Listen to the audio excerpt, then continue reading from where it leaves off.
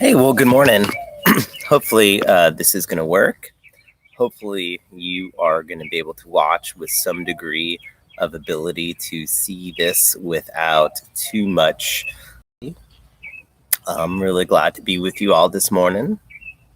I'm glad to see you guys this morning to whatever degree that you can see me. I know that it's very possible that we might have some skipping. It's possible that we might have some freezing. And I just want to let you know that that's okay because this should record and it should save. And that should allow you to go back and to look at that today. So I'm very glad to see Sergio and Emily. I'm also glad that Sergio apparently is bilingual because he can not only say hi, but he can also say hola. So that's really impressive, Sergio. A lot of way to represent your cultural background. So I just wanted to start off our morning today. I'm going to spend maybe from 9 o'clock to 10 o'clock to talking with you guys. And I also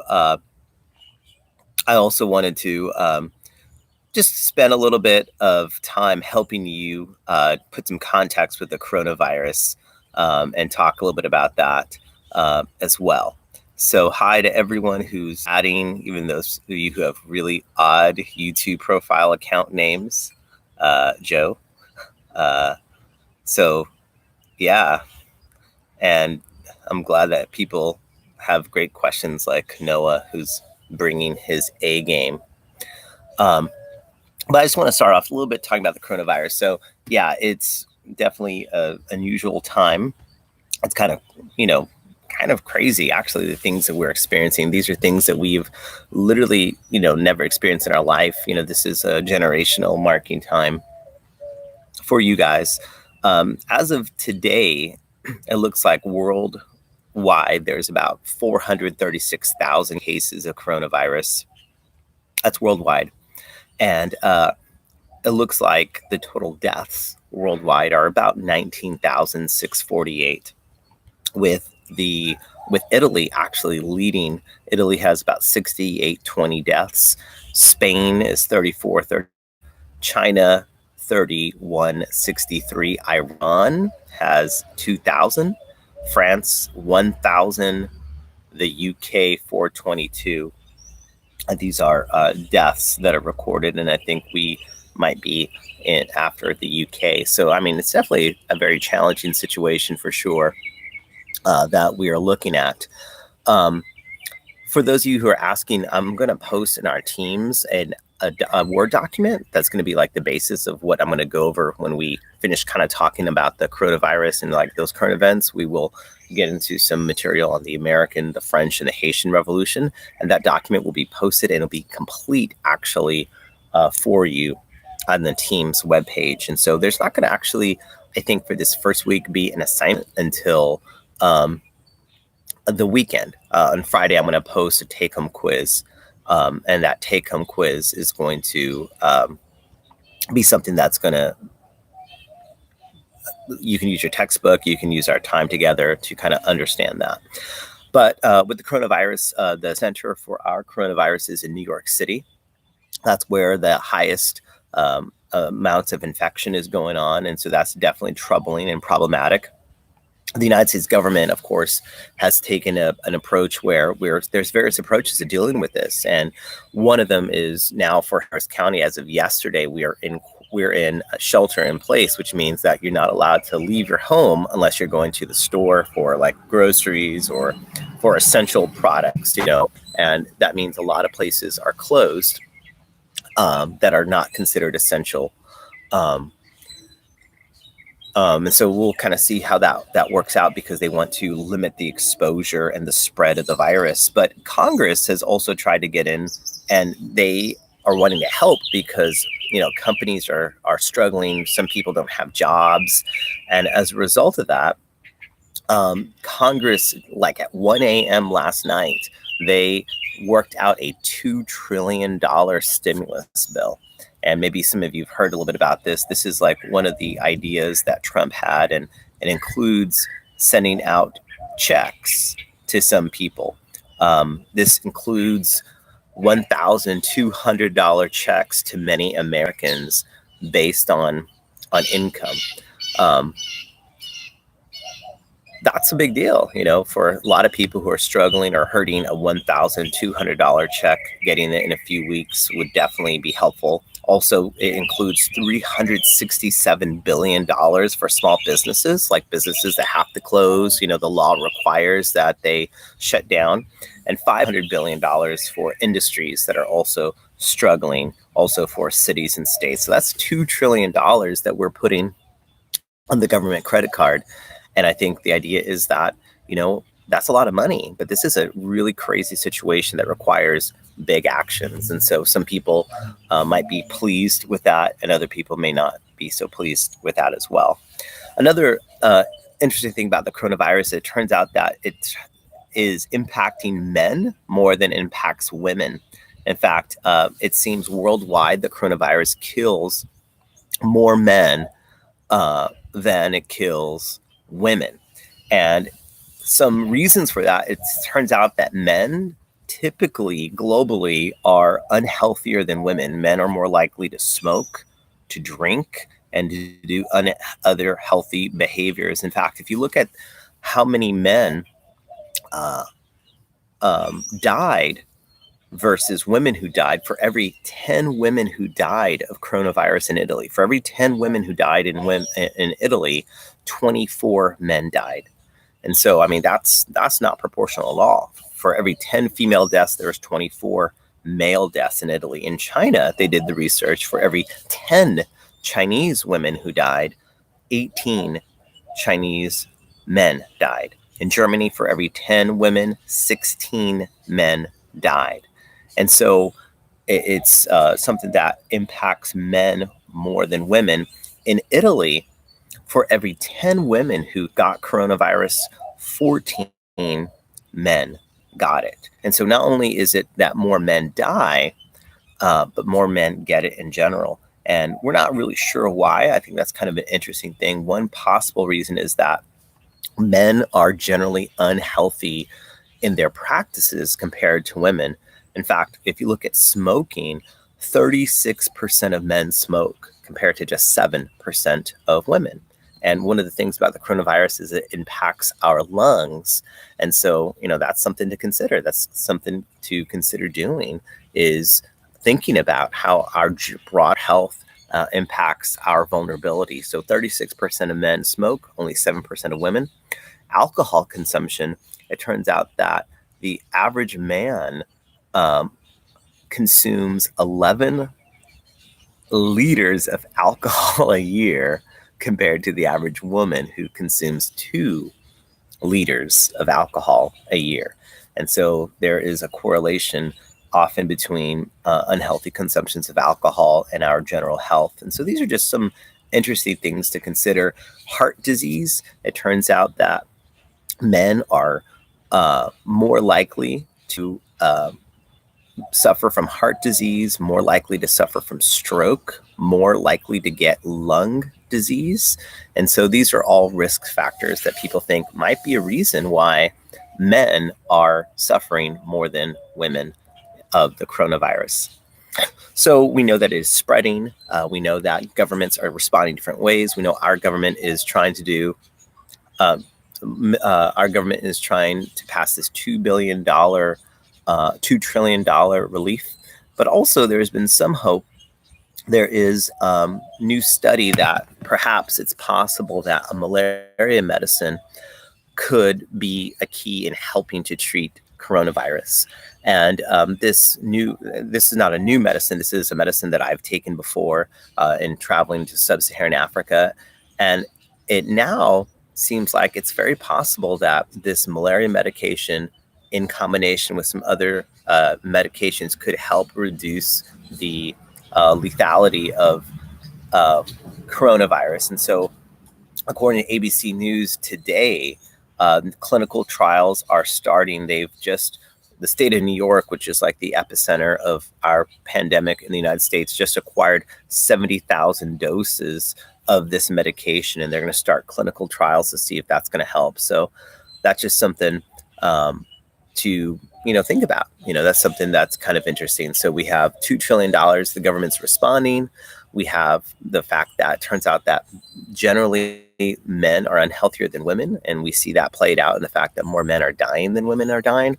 And finally, that there is this possible therapy using a very common, one of the most common malaria drugs ever, that is going to be starting in New York City. So those are things to think about. Now, Chris says one person's died taking that medicine. They actually, I think, died consuming, I think you can Google this, not taking the medicine, but they died because I think there is a related element of that medicine in like fish tank cleaning solution or something like that. And this husband and wife saw the name of this drug and they thought, oh, wow, I think I've seen that name of the drug in my fish tank cleaning solution, and they consumed that. So this is literally a chemical product that on it says, do not consume this. And this couple consumed it and they thought this is going to work.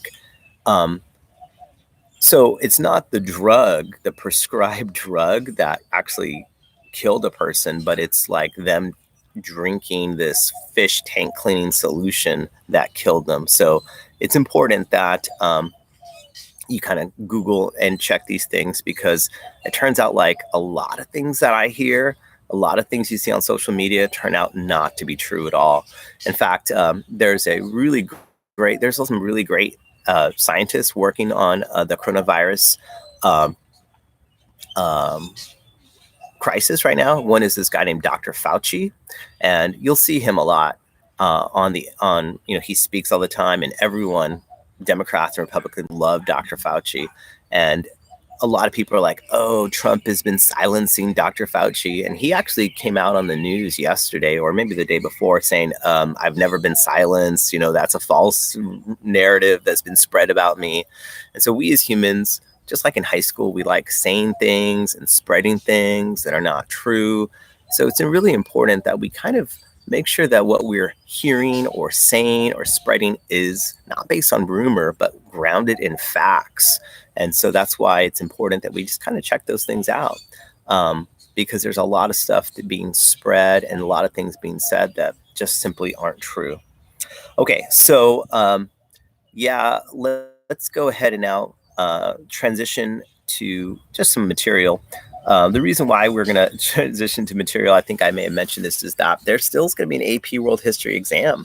The College Board surveyed, I think, like 18,000 students, and they said, yeah, we want still the opportunity to take the test. I don't know exactly when the test is going to be, but they did say that there's going to be 2 different dates for the test. And it's going to be now, instead of like this 3-hour endeavor, it's going to be a 45-minute test. And I believe it's just going to be like free response. So it's not going to be multiple choice. It's going to be some sort of essays, some sort of prompts. And they have not released the details of that yet. I believe they're going to take release those details next week.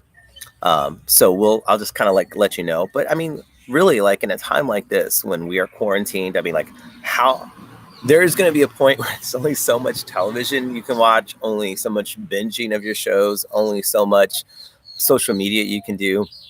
And I think having something that we can work for, something that we can have a goal and like actually to take advantage of our time, I think that could be like a really healthy thing for us, because the truth is, I don't know. We don't know how long we'll be in quarantine. Like, it's possible that we won't be going back to school at all.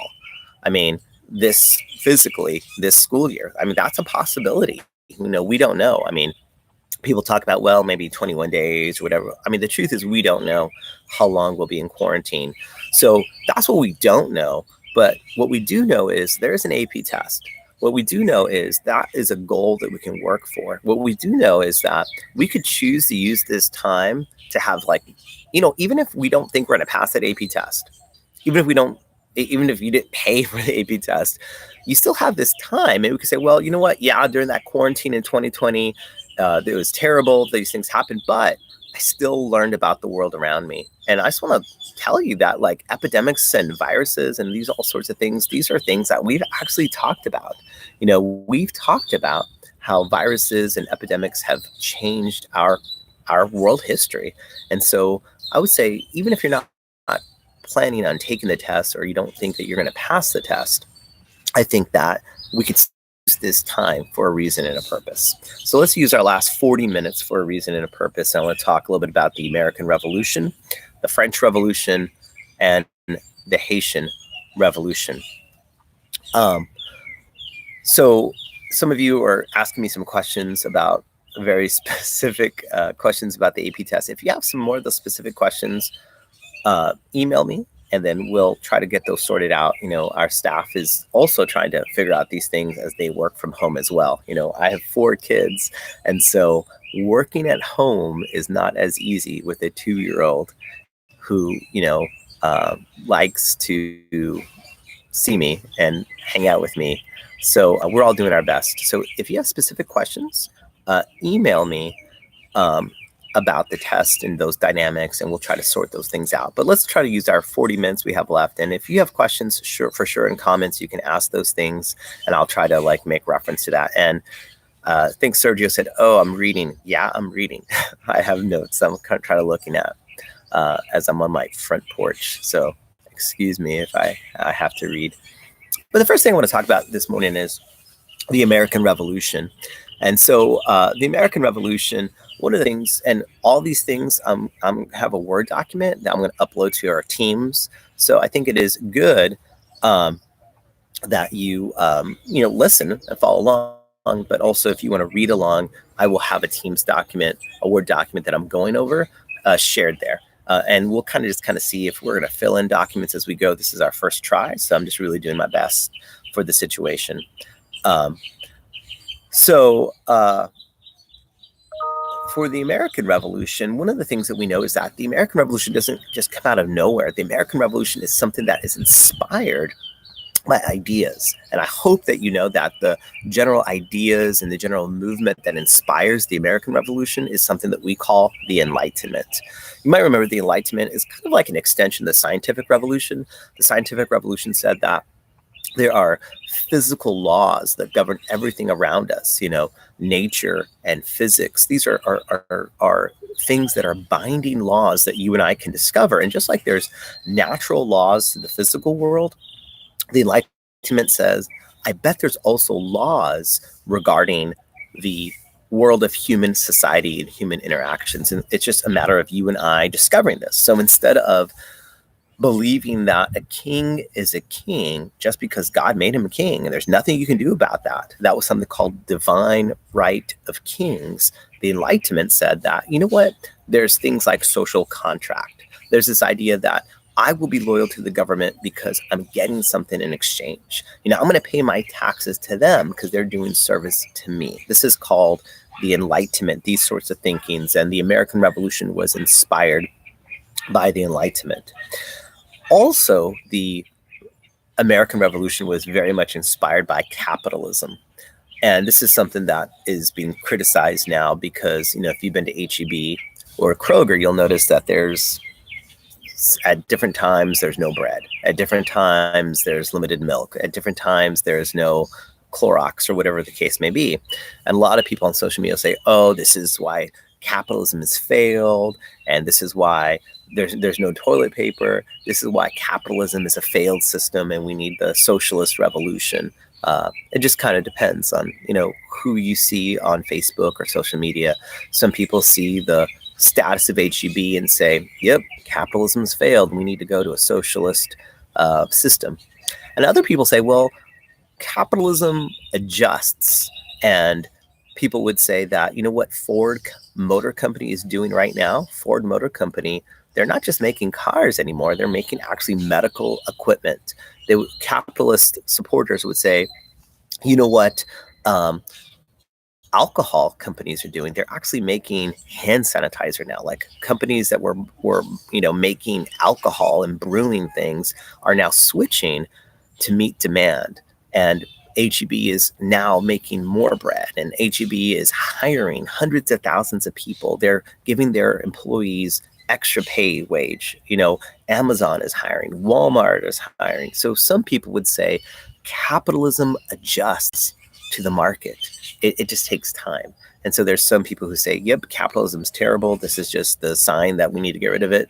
And others say, well, capitalism adjusts. And capitalism is what's responsible for HEB hiring. It's responsible for Amazon hiring. It's responsible for pay wage increases. So you're definitely free to believe whatever you want. I know I have friends who believe capitalism's evil and this is the sign that we should get rid of it. And others who say this is actually where capitalism shines.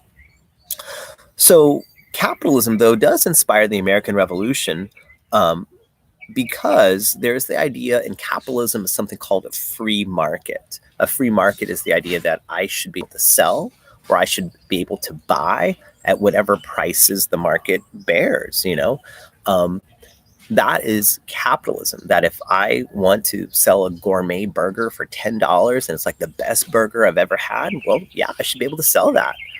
And if I want to be, have a fast food and I favor speed over quality, if I want to favor affordability over quality, I should be able to sell a hamburger for $1.50. That's the free market. And there was a big problem with that because that's not what the British were bringing to the table. You might remember that what the British were bringing to the table was something called mercantilism. That word mercantilism, you might remember, mercantilism means that the colony exists for one purpose. The colony exists just to make its mother country money. The colonies exist so that I can harvest the raw materials. There's trees to cut down. There are forests to clear. There is sugar. There is cotton. There is all these raw materials. I'm going to send it back to the mother country. And then I'm going to process those raw goods and sell it back to the Americas and make profit. That's mercantilism. And it also said, the only people that you can trade with, 13 colonies, are the British. It doesn't matter if the Dutch knock on your door and offer you a cheaper price. It doesn't matter if the French knock on your door and offer you a cheaper price. You have to sell to the British. That is one of the things that mercantilism is, and that puts us into conflict. And that's one of the reasons why we have things like the Boston Tea Party, where we are upset about the prices of tea, taxes on teas being shut out of a free market, not being able to sell and participate the way that we did. That is how capitalistic ideas impact the American Revolution. Also, of course, we know there is no taxation without representation. And that's how we feel. We feel we're not justly being represented. And so we have a document that kind of represents our thought process. This is the Declaration of Independence. Actually, a lot of people don't know this. I teach summer school almost every summer at LaPorte. And I ask kids, hey, what is the significance of July 4th? And actually, sadly, I think very broadly, a lot of Americans don't know what happened on July 4th. July 4th is the day we declared independence. It's the date on the Declaration of Independence. And in there, Jefferson argues that you and I, we have something called unalienable rights. Unalienable rights are ideas that you have rights just by being born that cannot be taken away from you. Those are called unalienable rights. And for Jefferson, those include life, liberty, and the pursuit of happiness. And you should know that he borrows that idea. He's inspired by that idea of unalienable rights, of life, liberty, and pursuit of happiness by another man who lived before him, a guy named John Locke. John Locke was an Enlightenment thinker. John Locke had said our unalienable rights are life, liberty, property. But this is an example of how the Enlightenment inspires the American Revolution. Now, we get our independence in 1783 with the help of the French, because there is money we don't have, there's guns we don't have, there's ammunition we don't have, and the French give that to us, and that's great. And so they give us training, they give us troops, they give us support that we need. And so the French help us get our independence. And now we get to set up our own independent government.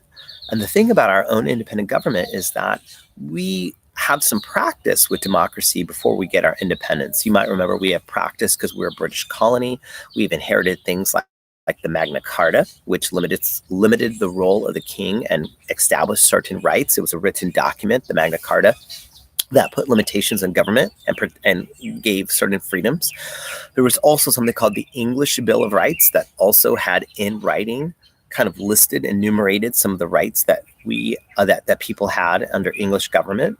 And also the British allowed us to have like local elections. And so we in the United States, we had practice and a tradition of democracy for like hundreds of years before there was an American Revolution. So we didn't start off with nothing. But even though we started off with some examples of democracy in practice, we still don't nail it the first time. In fact, the Articles of Confederation kind of considered trash. There's a weak central government. We realized we got to replace that. And we replace it with a constitution because the articles are not good. And the Constitution isn't perfect either. And you might remember the Constitution makes no provision for half the population. Women are not allowed to vote.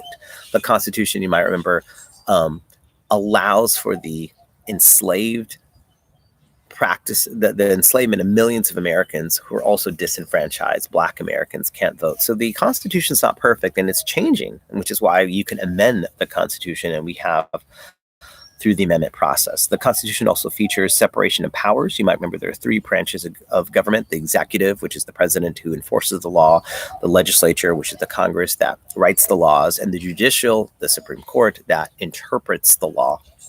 And the thing is that we have these checks and balances, and it really produces a slow government. We have this pandemic, and the Congress has been negotiating for like 7 days or 5 days, and the Republicans wanted this, and the Democrats wanted this, and because of that, there was they were struggling to get this $2 trillion stimulus bill passed.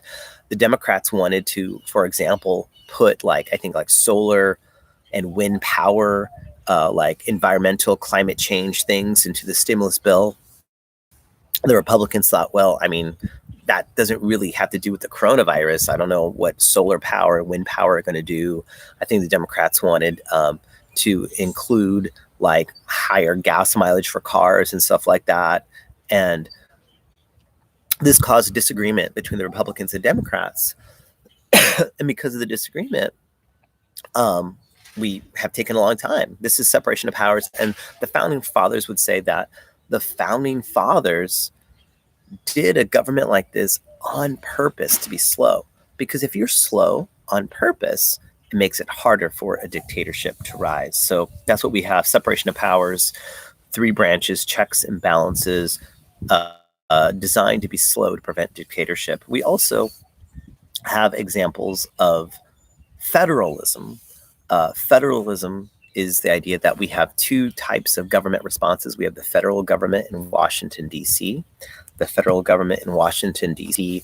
is the ones responsible for like defense and things like that. And then there's local state governments in Austin. And even in the coronavirus, there's different rules, different states. In New York was the early on put their people on lockdown. Texas, we just barely did it in Harris County yesterday. So there's different responses. There's the federal government and the state government. That's another example of how our Constitution is set up. We also have some really great leaders that also help with our early democracy, like Washington, who chooses to serve only 2 terms. So there was nothing that required him to. This is a good example of like our founding fathers self-limiting. Also, the thing about our founding fathers is our founding fathers were actually intellectuals. I mean, that means that these people valued learning and reading and writing. They were well-read intellectuals like Hamilton and Franklin, who valued education and the Enlightenment and the potential power of capitalism. We listened in class to the very first song of Hamilton, which is worth listening to again.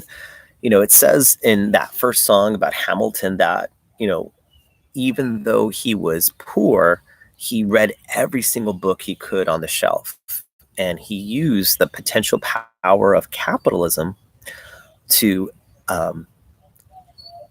elevate him to a position where he could get off the islands, come to the United States, and to succeed.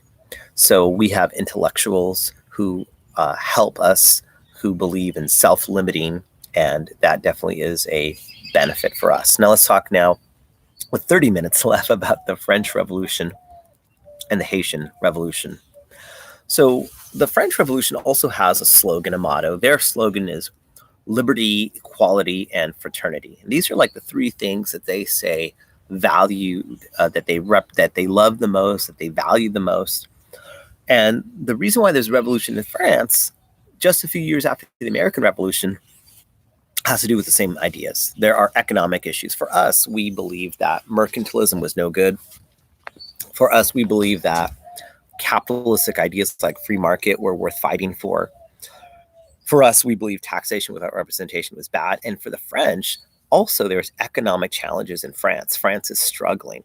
And France is struggling for a couple of reasons. One reason they're struggling is their government is in general overspending.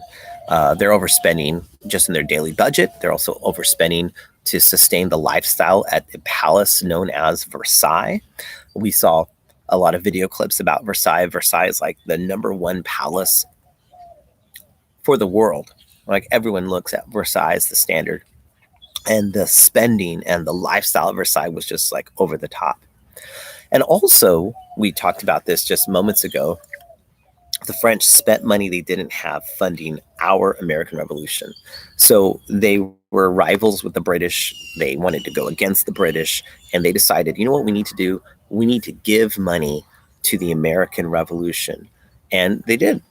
And that was help that we needed, but they couldn't afford. And so them helping us get our freedom, them helping us with our American Revolution would actually be a factor leading to the French Revolution. Another problem was the general structure of French society was not equal. It wasn't right. You might remember that they needed to raise taxes to pay off some of these bills. And so because they wanted to raise taxes to pay off these bills, they decided to call the Estates General back into session. The Estates General was like their Congress, but like it didn't really like even get called very often. Like it was like a Congress in name only. And the reason why is it wasn't set up right. There were three estates. The first estate, which was the clergy. Clergy are like priests, the Catholic Church. The second estate were the nobility. These were like the upper class. And the third estate was everyone else. And that third estate, everyone else, represents like poor people. Yes, poor people for sure. But also middle class people. People that worked for their wealth, people who are called the bourgeoisie. So you have the first estate, second estate, they're always going to hook up. They're always going to be friends. And the third estate, which represents 97% of the population, feels this is not a good setup because whenever they vote, they are always, the first two states are always going to be together. And the third estate is going to be neglected. The third estate's going to be ignored, and they're going to be the ones to face the problem. So the third estate, feeling underrepresented, they break off and they do their own thing, and they decide, you know what we're going to do? We are going to form a national assembly, and we're going to work on making a constitutional republic, a constitutional monarchy. We'll keep the king, but we just want to have a document to limit the king. So that's what the third estate breaks off to do, to make the National Assembly. Rumors spread that there's going to be arrests, that there's political prisoners. There's rumors that the king is arresting people who are fighting for democracy. And there is a prison called the Bastille that is stormed on July 14th, 1789. They go in there, they behead people. People are killed. They march the severed head of people down the streets of Paris. People are super excited, and they go into the Bastille, and turns out there's not political prisoners there. There's like criminals, and there's like an insane guy. And even though the Bastille didn't turn out to be just like housing political prisoners, it did become a symbol of the start of the French Revolution, July 14th. It's still called Bastille Day. And even if there weren't real political prisoners there, it was, in fact, a symbol of the corruption of the French government. That is what the Bastille did represent. That's what it did stand for, the general corruption of the French government. And so at this point, nationwide, peasants rise up. They sometimes kill their masters. peasants rise up. They sometimes burn the property of their um, of their masters. So we see this nationwide. People do this, and as a result, there is something that was representing society in France, and that was feudalism. Feudalism was this old idea that there's peasants, they're kind of tied to the land of their masters. That's what feudalism was, and feudalism is now, through this violent revolution, going away. Feudalism is abolished, and just like we have a Declaration of Independence, they also have a document based on Enlightenment ideas called the Declaration of the Rights of Man. And the Declaration of the Rights of Man, that's their document that shows you that they believe in Enlightenment thinking, they believe in natural rights, they believe all of us are created equal. And this Declaration of the Rights of Man, that's their document, is going to be the thing that highlights what they believed. So it turns out that the king is not into this. The king decides that he wants to bail on all of this, and he tries to sneak out of France. And as a result of trying to sneak out of France, he's arrested and he's ultimately beheaded in a guillotine. And the guillotine also becomes a symbol of the French Revolution, as we're now killing kings. We're not just rejecting a king. We're not just limiting a king.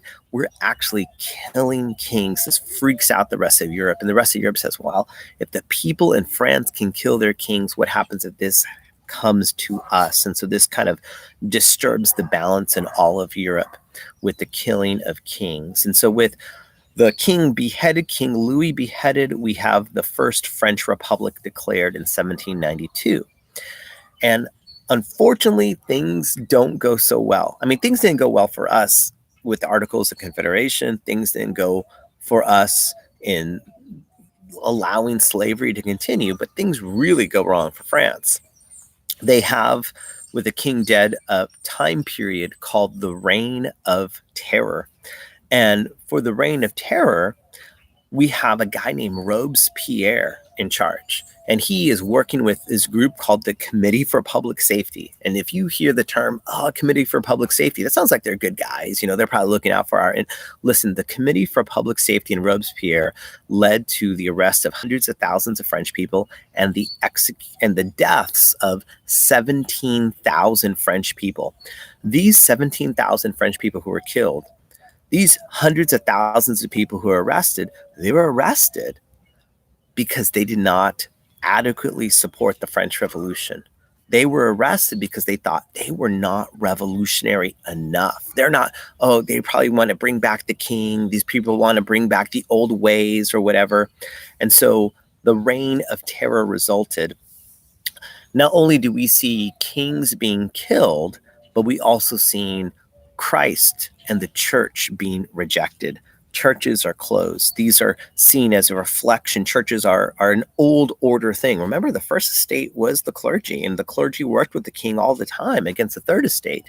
So just like we rejected kings, people come to reject Christ as well. Churches are closed. Crosses are taken down. Streets that had religious names are changed. All these things happened. Crosses removed. Revolutionary clock is introduced, a new calendar is introduced. All these different things are done. And you might remember even the most famous church in France, Notre Dame, is recreated into what's called a Temple of Reason, where they had actually a statue of the goddess of reason, and they said this would be better. So we have kings rejected, Christ rejected, the calendar rejected. They had these new months because they said, why do we want to have calendars with Roman dictators, July, Julius Caesar, August, Augustus? Why would we want calendars based on that? The clock is replaced with a new French clock where there is 100, there are 100 minutes in an hour. There's 100 seconds in a minute. All these different things get changed. And, it's pretty radical. They don't just change the government. They want to change society as a whole in the Reign of Terror. Well, that gets kind of extreme. And a lot of people think, well, I'm not really ready to go there. And this craziness of the French Revolution is inspired by the most radical of the revolutionaries, a group of people called the Jacobins. And the Jacobins are like the most revolutionary. They're the ones who want to kill kings, close down churches, temples of reason, all these sorts of things. Now, this period eventually ends because people are like, well, I wanted freedom, stuff like that, but this is kind of getting crazy. If only there was a strong person who could restore order to France. And there is a guy named Napoleon Bonaparte. Napoleon Bonaparte was a really popular general. Napoleon was a man who was respected, and he does restore order, but he doesn't restore democracy. He doesn't restore limited government. Napoleon, popular general, declares himself emperor, crowning himself. He doesn't need the church to crown him. He doesn't need a bishop to crown him.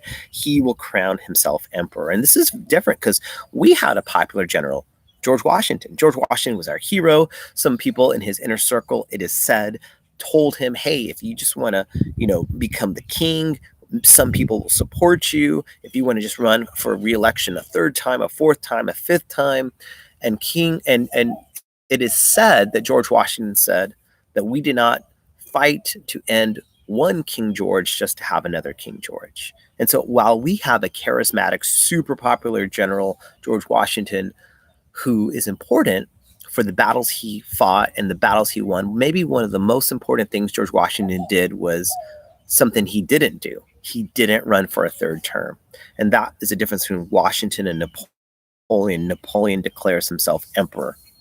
Well, as you know, that doesn't work out too well. Napoleon tries not just to take over France, but he tries to take over England. That doesn't work out, so he invades Russia, and that's a disaster because he's not ready for a Russian winter, and tons of people die. He sells Louisiana to the United States to make some money to finance the war. We're happy to give him money for the Louisiana Purchase, which expands our country and gives Napoleon money for war. Napoleon eventually gets sent to prison. He breaks out of prison. He leads for another 100 days and finally is thrown back into a final prison in the Atlantic Ocean. So Napoleon's era comes to an end, and the French Revolution doesn't succeed in the goals it had. The stated goals were democracy, and it did end feudalism. It did end some of those traditional relationships, but at the end, there's not a lasting democracy. There's not a stable government. You had instead a reign of terror where thousands of people were killed for having a different opinion. Well, our third and last revolution I want to talk about now is the Haitian Revolution. And the Haitian Revolution is our second revolution in the Americas, North and South America. And it's based on the country of Haiti, which shares the island of Hispaniola. Half the island is the modern day country of Dominican Republic. The other half is Haiti of today. And it's the wealthiest French colony in the world. It's wealthy because of, sugar. Now, coffee is part of that too. I don't like talking about that. But sugar was the main driving force of slavery all around the world. And that's why this half of an island of Haiti made more money for the French than any of their other colonies around the world. But because of the craziness in the French Revolution, there was craziness that created an atmosphere of confusion.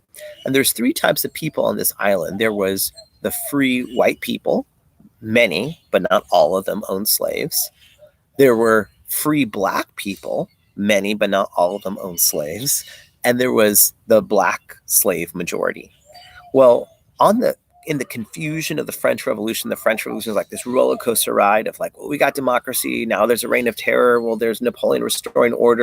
It's this craziness.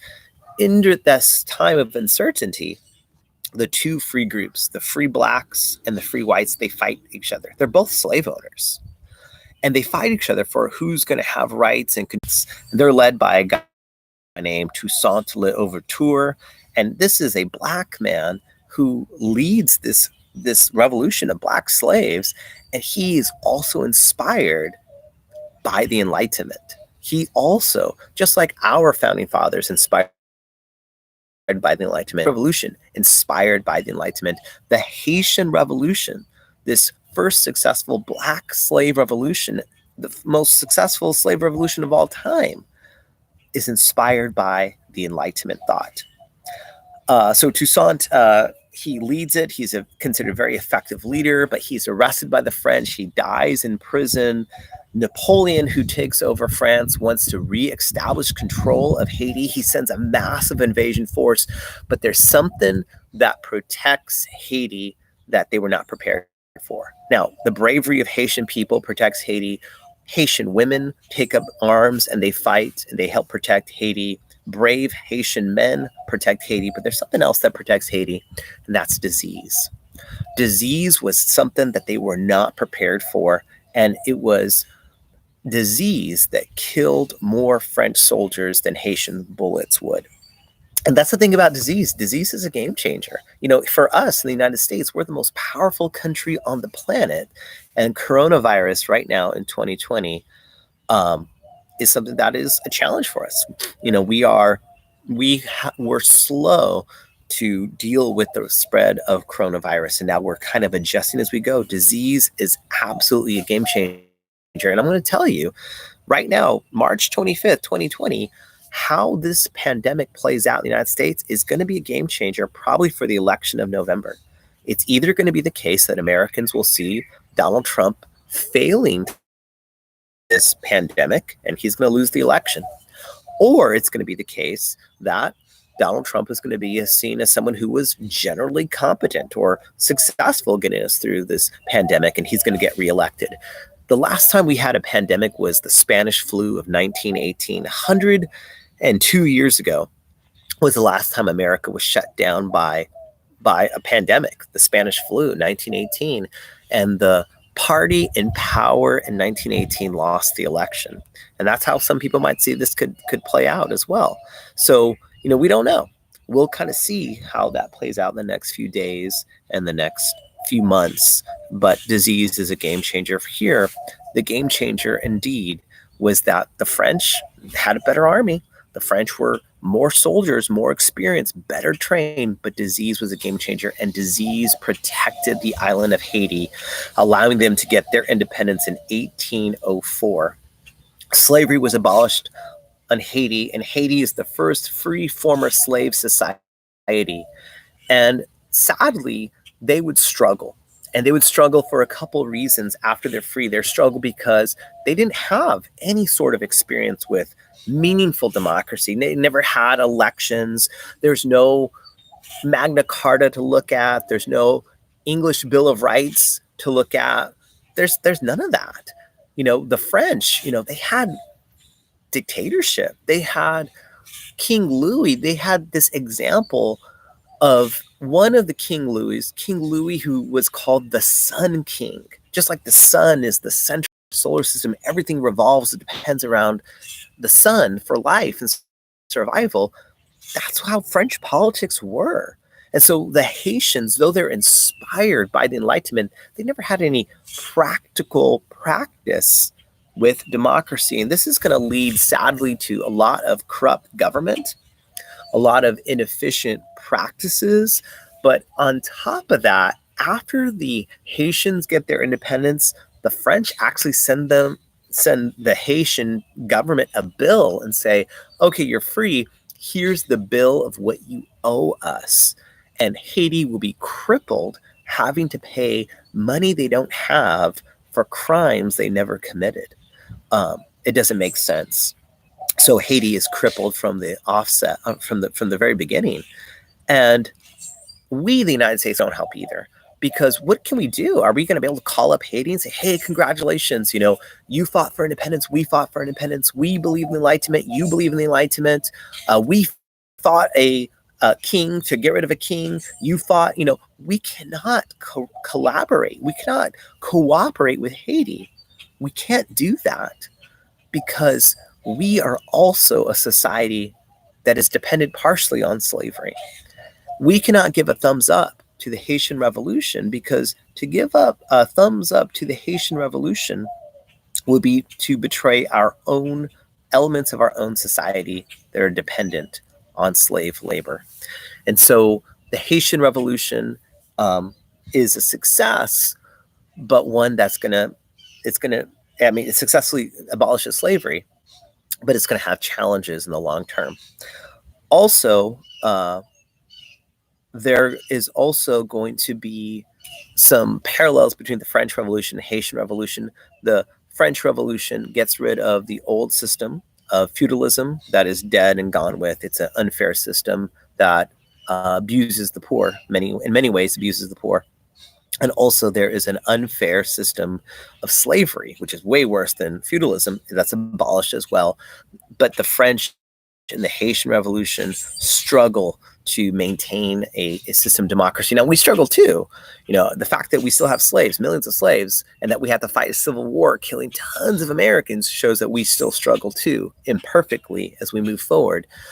But these are the three revolutions I wanted to talk about today: the American Revolution, the French Revolution, the Haitian Revolution. All have issues of economics, all have issues of money, all have issues of the Enlightenment sponsoring us. All of them have some documents involved. We'll talk, I think, tomorrow about the Haitian document I didn't get to talk about today.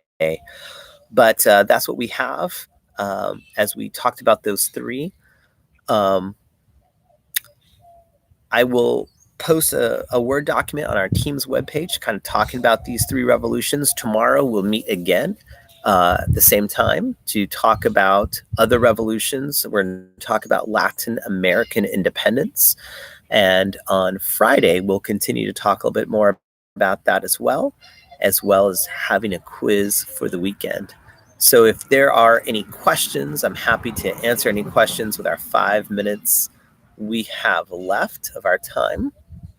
And if we don't, that's okay as well. I do want to say just that it is good for us to kind of have an example of just some time together, some sort of regularity, some sort of returning to normal is good. And I would say that I've definitely honestly missed all of you. I definitely look forward to, hopefully working with you in person again as I can. So if there's so I'm going to try to have online classes 3 days at least out of the week. It is possible I could do 5 days out of the week, but I'm going to try at least 3 days out of the week. And on Facebook, there is another page I started on Facebook, which is just going to be 15-minute long reviews. And those 15-minute reviews are just going to be also going over one of the, I don't have it with me, an AP test prep book.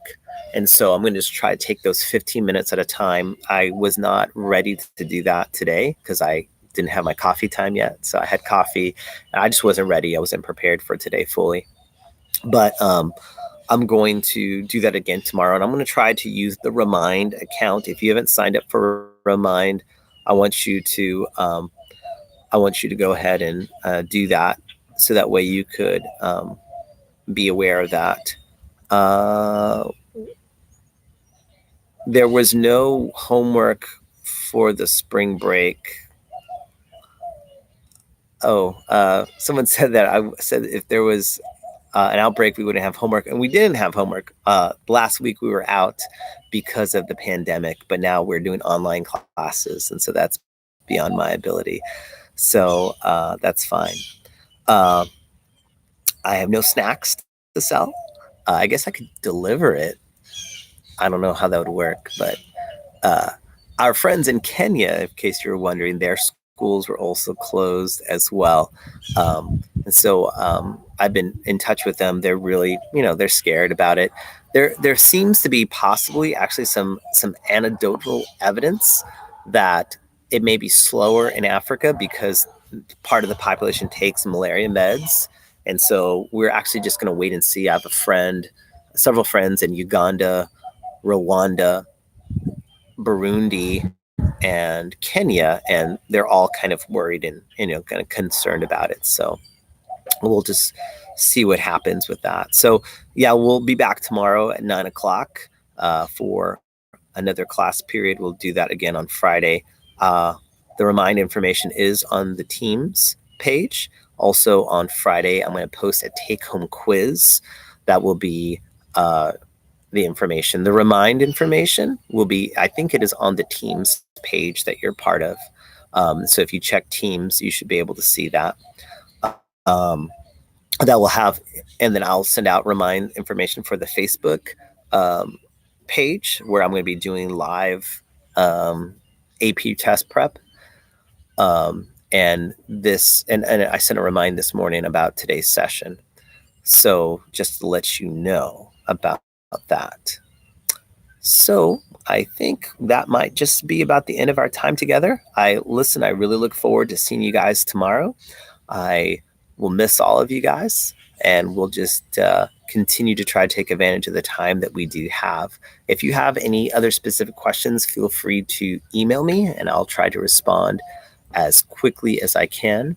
The Facebook page, a lot of people said, oh, it skipped or it froze. It might skip or freeze, but it's going to be recorded so you can look at it later. So thanks a lot, guys. I enjoyed our time together. I look forward to seeing you guys tomorrow at 9 o'clock. Stay safe. Bye.